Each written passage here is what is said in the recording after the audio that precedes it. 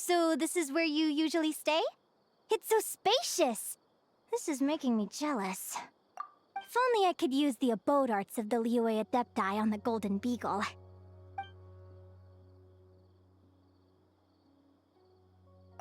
It's great!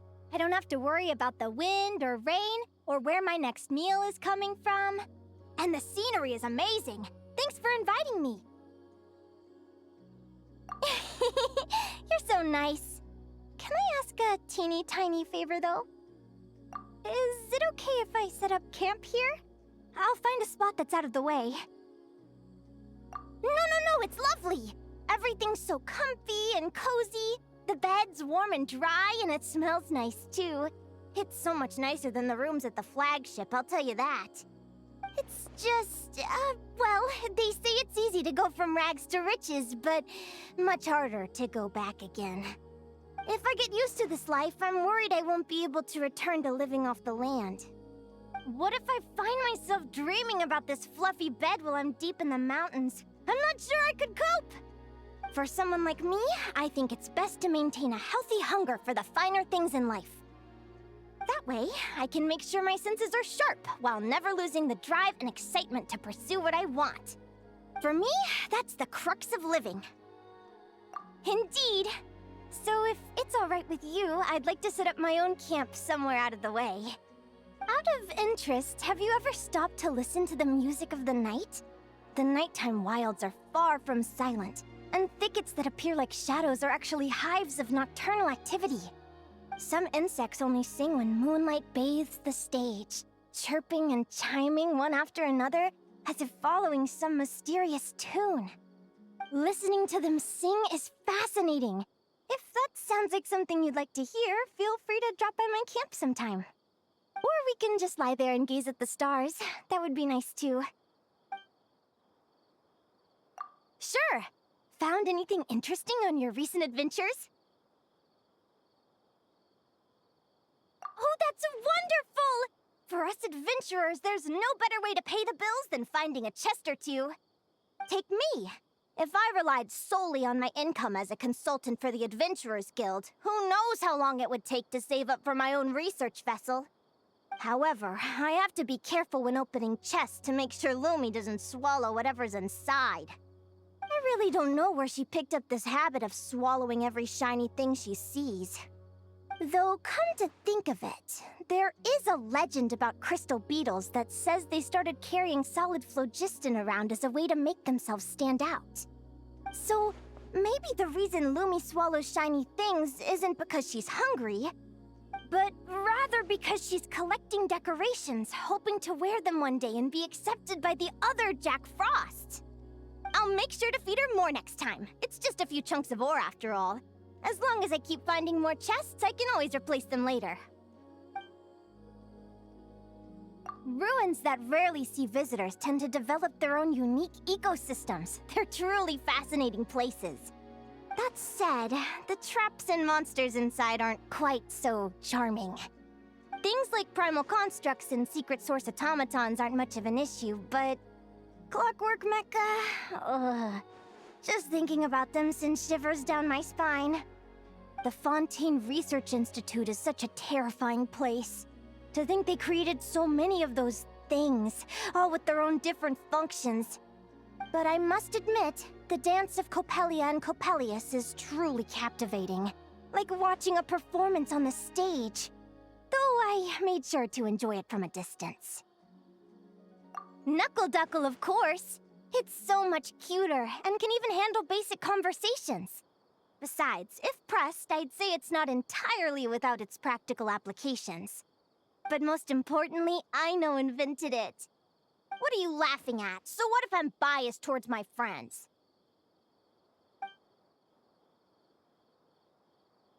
If you don't mind, I'd quite like to record my discoveries here in my encyclopedia. When I was chatting with Tubby earlier, she even gave me a feather. Oh, don't worry, I already asked. I always make sure to get permission as long as the subject is someone I can talk to. Well, in that case, I guess I'd figure it out on the fly? Come to think of it, the times I tracked that Rishbil and Tiger and those waterbirds in Sumeru, were really dangerous. Rishbalin tigers are highly territorial, so I set up camp some distance away from its den to allow for easier observation. Apparently, the fur on a Rishbalin tiger's temples allows it to measure distances. I wanted to verify this claim. But unfortunately, I got a little too close. Racing a Rishbalin tiger through the jungle really isn't something I'd recommend. If it weren't for a passing forest ranger coming to my rescue, I might not have made it out alive. But thanks to that experience, I also learned about a special rainforest fungus whose spores are the bane of the Rishbalin tiger. And with that, another page was added to my encyclopedia. So I guess you could call it a blessing in disguise.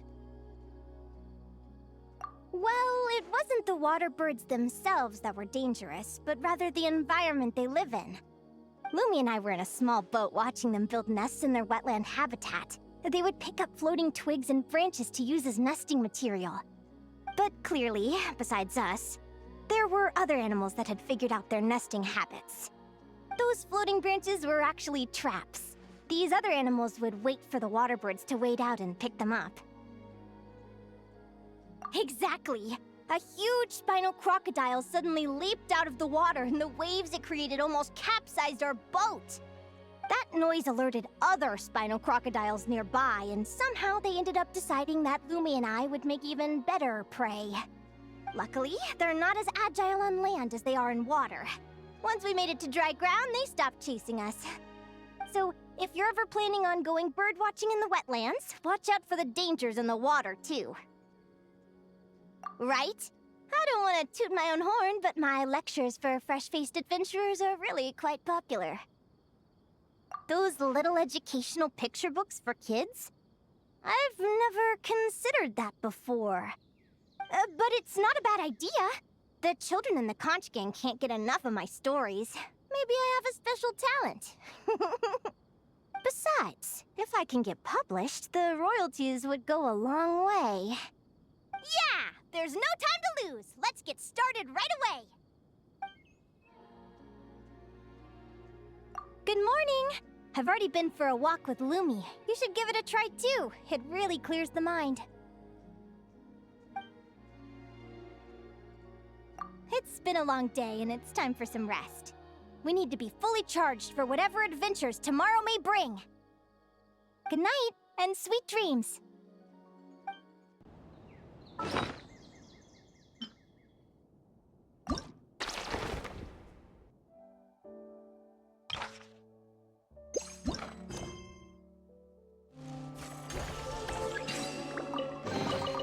Well, any good stuff in there?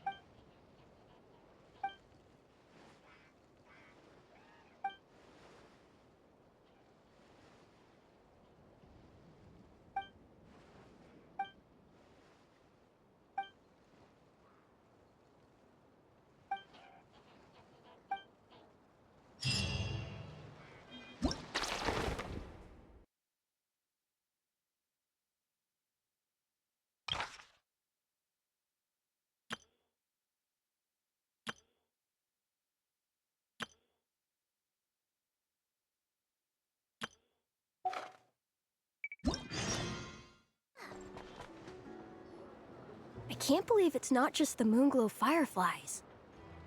Even cats can get eaten. Yerva. Make sure you keep a close eye on Pavlov the next time you take him for a walk. Don't worry so much. Pavlov's a lot bigger than a cat. Besides, they're just plants. What's the worst they could do? I remember a certain fresh-faced adventurer saying something similar, right before coming face to face with a hexadecatonic mandragora. Hexadecatonic mandragora. Awesome! Oh. What are you all hollering about, huh? I haven't heard the commotion from miles away. Is this some sort of class? Yep, it sure is. Linnea's telling us all about her recent findings. Of course! Please take a seat. Since we're on the subject of hexadecatonic mandragoras, there's another notable variety of plant that can be found near Void Sea Outlook. You must mean Winter Ice Leia. Spot on! I'm talking about Winter Icely.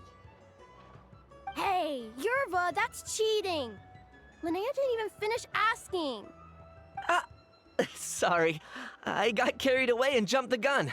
Don't worry, there'll be plenty more questions to answer. Right, Linnea? Enough for everyone! Get your answers at the ready, and you'll all have the chance to earn yourselves a sugar sculpture. Ooh, a sweet, sweet sugary reward! Come on, Traveler. This is our time to shine. Don't worry, I'll let you in on a secret. Katya's prepared enough sugar sculptures for everyone. Oh, in that case, we'll have to show them just how smart we are. Right! Back to the topic at hand. There's actually an interesting story about Winter Icely. Legend has it that this plant held a deep connection to the King of Winter Icely. Now, the King of Winter Icely had a brother, whose own symbolic plant is something you should all be very familiar with. Can anyone tell me what it is?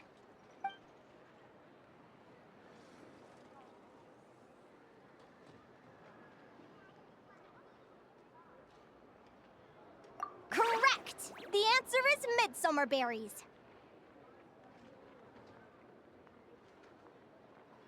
Midsummer berries? All I know is Katya and Aino both make delicious midsummer tort.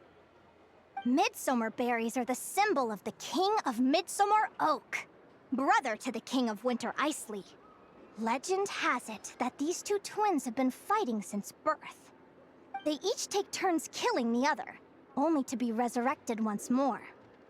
Each rules their own season, with this cycle of death and rebirth continuing until the end of time. That's so sad. Despite being connected by blood. Katya once told me good relationships have nothing to do with blood. Sometimes it's precisely those connections that cause conflict to arise. How very perceptive of you. You're right, of course. That's exactly what the scholars of Snezhnaya think the story represents. What's more, due to Winter Icely's hardiness and resistance to the cold, it's also considered to be a symbol of the Light Keepers.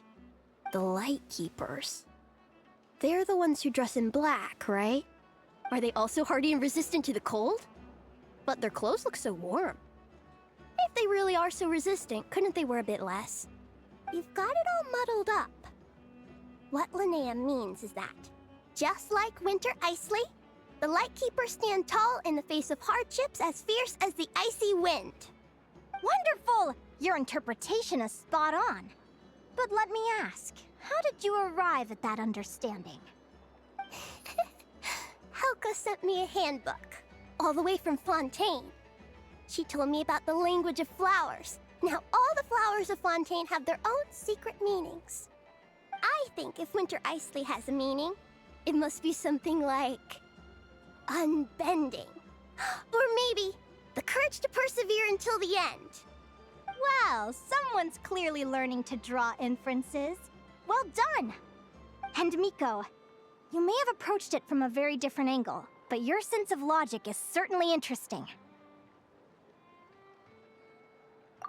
Let's see if you two can answer this next one. Ask away! No question's too hard for the Traveler. Such confidence! In that case, I'll ask you one of my hardest. Why do nocturnal blossoms come in both red and blue?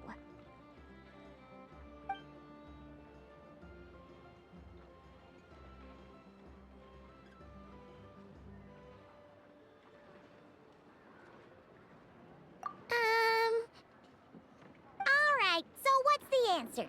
Nocturnal blossoms aren't the only things we've seen in Notcry that are red and blue. Come to think of it, we've seen red and blue stuff all over the place. If you're asking about the one thing that stands out most about Notcry... Hey! Stop trying to explain everything away with the power of Kuvaki. There's no way the answer's gonna be as obvious as that. You're correct!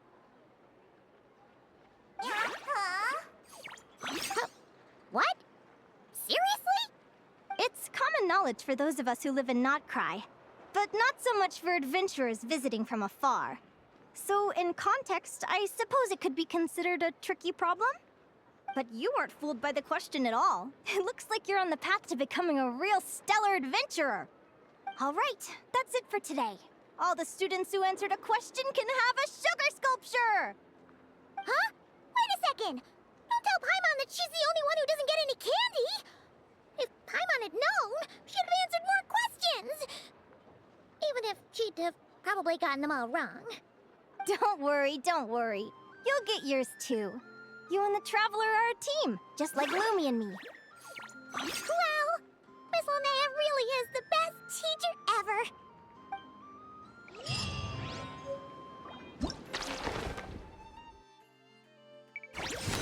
Oh!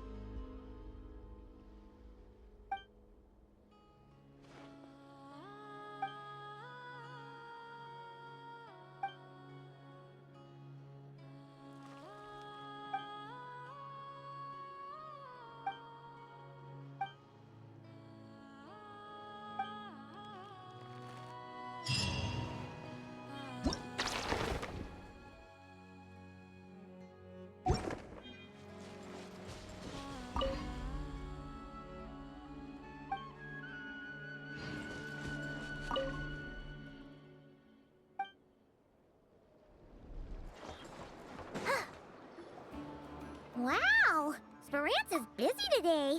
What's everyone chatting about? We're trying to decide what the most beautiful rock in Nod Cry is. My vote goes to Moonfall Silver. Since Aoni's not here, I'll go for Icy Pebbles on her behalf. Then I nominate Rainbow Drop Crystals. They come in loads of colors, and you can even make weapons with them. They're way more useful than Moonfall Silver and Icy Pebbles. Well, I don't think a rock that just looks good but doesn't do anything can really be considered beautiful. Actually, Moonfall Silver has quite a few uses too. Although they're certainly not as common in daily life as those of Rainbow Drop Crystals. As it happens, during my investigation, I came across some interesting stories about clothes woven from Moonfall Silver. Huh?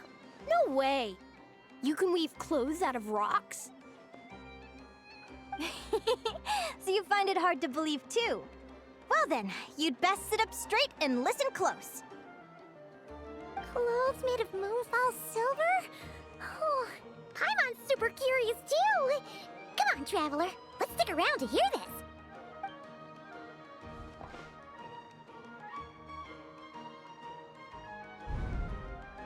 Once upon a time, there was a Fey governor in Nodcry who was obsessed with rare trinkets and had a passion for dressing up. This governor's advisors worked day and night, desperately struggling to find new and exotic clothes for their master. Then one day, a young tailor dressed in black came calling.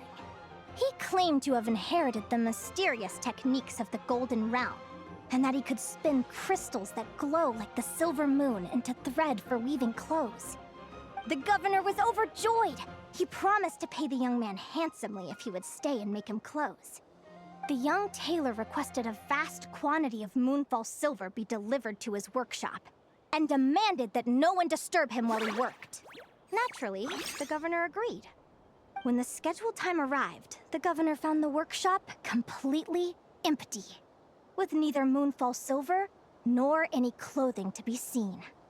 Having eagerly anticipated his new clothes, he hurriedly asked, "Where did all the Moonfall Silver go? And where are the clothes you promised?" The young tailor raised his hands, and, as if he were shaking out a piece of fabric, said, "See? I took the Moonfall Silver you sent me and wove it into this gown, as pure as moonlight itself. Too pure, in fact, for a fool or an unremarkable man to even perceive." The governor asked his advisor how the gown appeared to him, to which the advisor responded by saying it was the most magnificent gown he had ever seen, just like real moonlight woven and given form. The governor could not see a thing, but unwilling to admit he was either a fool or unremarkable, he did as the tailor bade and put on the moonlight gown. To show off his extraordinary new gown, the governor decided to parade it and himself along the busiest street in town. But as he did so, he heard a child with a conch in his belt shout out, The governor isn't wearing any clothes! "It seems like our Miko has guessed how this story ends." The tailor was a cheat. There are people like that in Nasha Town, too. I heard about this one lady from Sumeru who schemed a whole bunch of folks. Good question. According to the story, the young tailor was none other than Reed Miller in disguise. He traded the Moonfall Silver he took from the governor for Mora and gave it to the poor townsfolk. While the governor was parading himself through town, Reed Miller was enjoying the show from a nearby rooftop. He really got around, huh? I've already lost count of the number of stories he's popped up in. But if he was lying about the whole thing, then doesn't that mean there were never any clothes made from Moonfall Silver to begin with? I believe there were, but the art of weaving them has been lost. But the only evidence now surviving in folk stories. The tale of the fisherman and the beast also mentions a moonlight gown. But Nico and Maisie are still too young for that one, so I'm afraid it'll have to wait. Huh? No fair. Huh. You sure know a lot of weird and wonderful stories, Miss Linnea. Indeed! I'm sure you've noticed by now. The world is so vast, with so many secrets yet to discover. Even the things we think we know may well have unfamiliar backstories, like Moonfall Silver. The same goes for Rainbow Drop crystals, in fact. Each region of Teyvat has its own unique minerals, and just like people from different nations have different customs, rocks from different places have their own distinct characteristics too. If you have the patience to listen, you may discover that even silent crystals begin to talk, sharing the stories they have etched into their memories.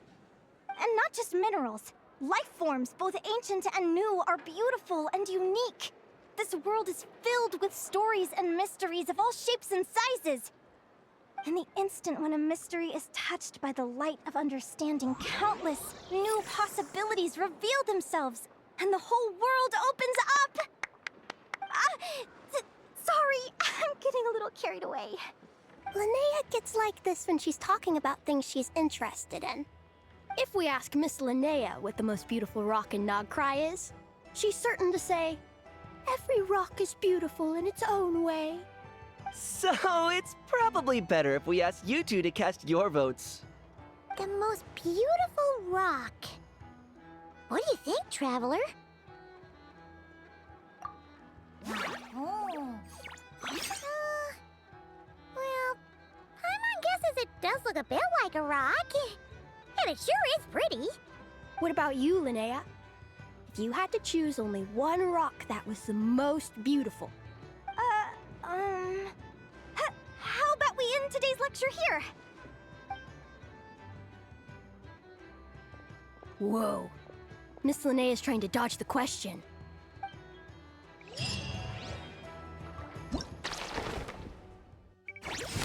Oh.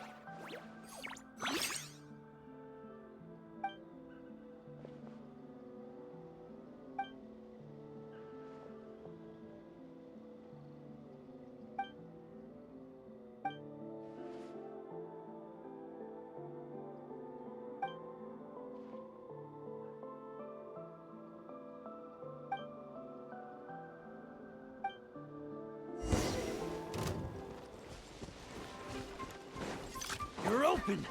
Go,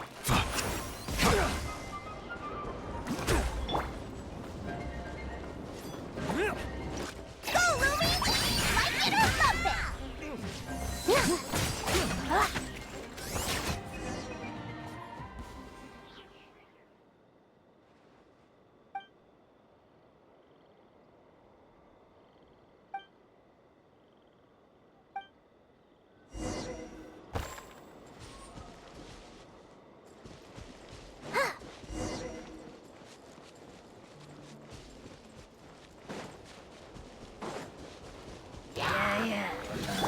Sequence initiated. Settle down.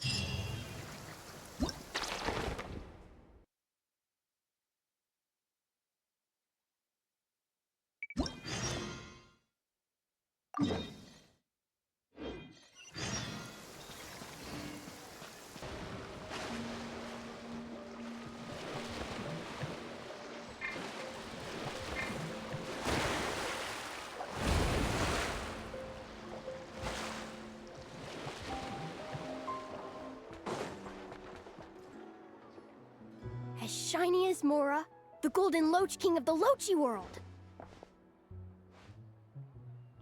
And did Paimon just hear someone say something about gold? You sure did! I discovered this uniquely colored golden loach while exploring up north. It was the only one in the area with such a distinctive color. It's thriving now, and I've had a doctor who knows about animals take a look. The color doesn't seem to be caused by anything pathological. Then why does it look so different? It could be any number of things. Habitat, environment, the characteristics of the water it lives in, climate, even its diet. But if you're asking me to pin it down to one specific reason, I'm afraid I just don't know. Why would it? It's such a rare phenomenon, I'm incredibly lucky just to have witnessed it. Being able to document my discovery, draw inferences, and make conjectures is more than enough for me. It's just like a pink frostfin whale. They say, if you get the chance to see a pink frostfin whale, your wishes will come true. But they're super duper rare. Even so, we saw one once, when we were with Linnea. I think it was because she brought us good luck. Wow! We should go look for one too! Oh, Paimon has so many wishes. Which one should the whale grant first? It's probably just wishful thinking. So, pink whales don't have mystical powers? Well, there are some examples of some creatures with special colors possessing unique abilities. But the frostfin whale we saw probably wasn't one of them. If people were just making wishes, that would be one thing. I'm just worried someone might hurt it because they believe those fanciful stories. Huh? Would people really do that?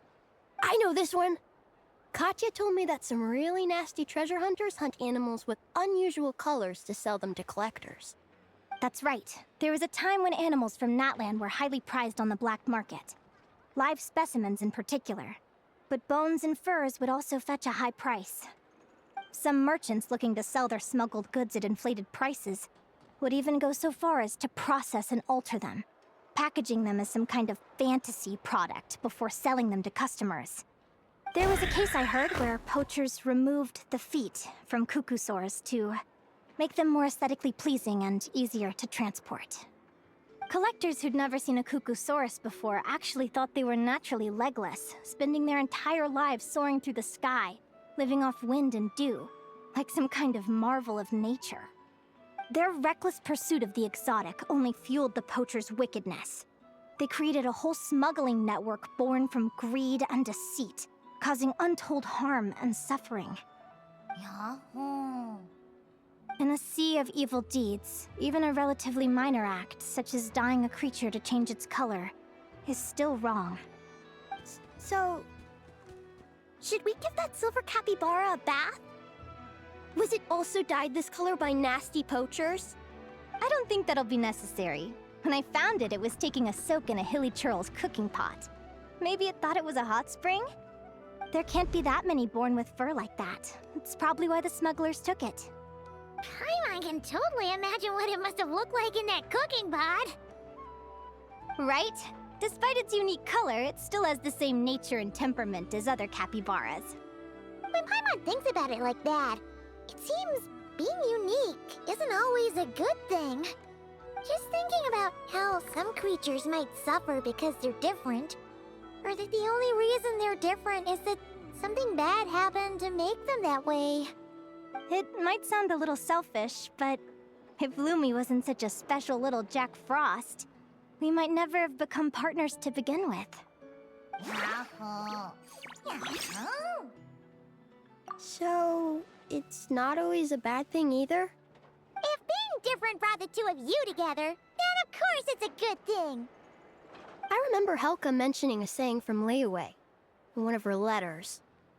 Something about blessings and misfortune. Every misfortune conceals a blessing, and every blessing hides misfortune. That's the one. By the way, Miss Linnea, you're being awfully quiet. Where's all that teacher energy gone? I never thought I'd see the day when you'd be calling me out, Nico. Well, you were once part of the Conch King too, Miss Linnea. Ugh. Anyway, why don't we just drop all this deep stuff for today? And you can tell us about the Volkodlok. Are they really that strong? How do they compare to Snegovic and Leshy? There are many fascinating stories about the Volkodlok that I could tell you. But they'll have to wait for next time. Ugh. Not next time again. All right, but you'd better remember.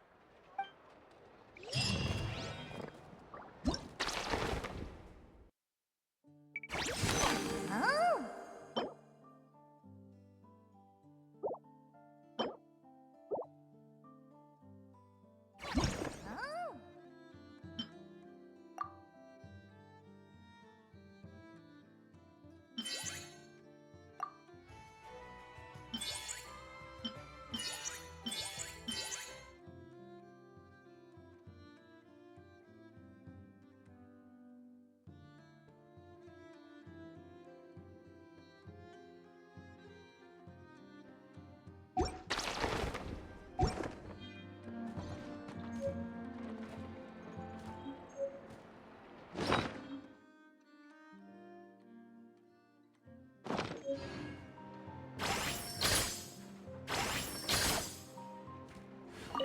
Hey, I just realized something.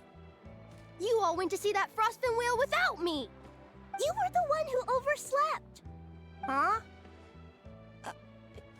In that case, make sure to wake me up next time.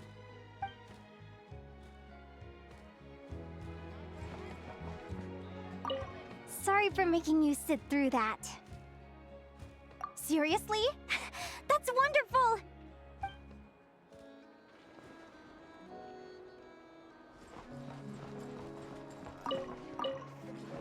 Trust me, when it comes to local delicacies in Pyramida, nobody knows more than me.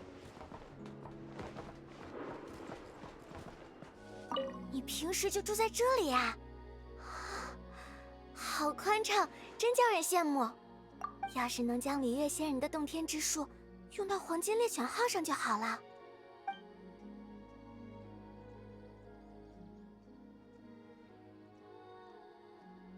好呀，你最近的冒险有什么收获吗？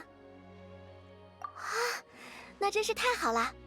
对我们冒险家来说，宝箱也是重要的收入来源呢。